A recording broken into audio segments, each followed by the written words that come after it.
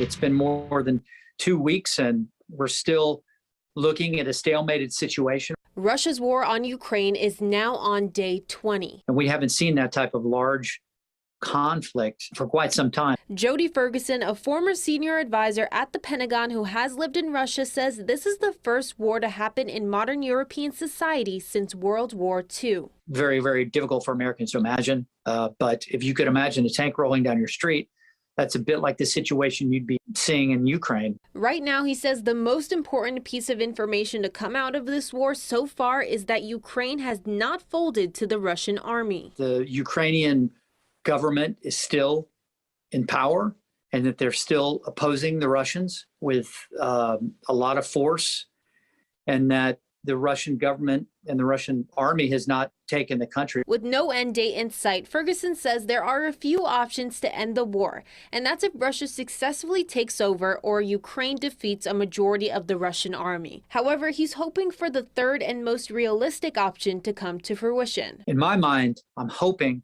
that there's going to be some sort of agreement. As for NATO stepping in, Ferguson says it's highly unlikely for now, unless Russia moves into NATO territory, which so far they have not.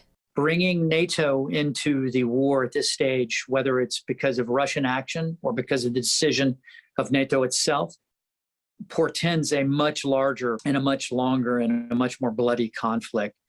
So I'm hopeful and hoping for some sort of resolution to the war, whether it's a defeat by Russia or an agreement at the table. Amanda Ruiz, Fox 7 Austin News.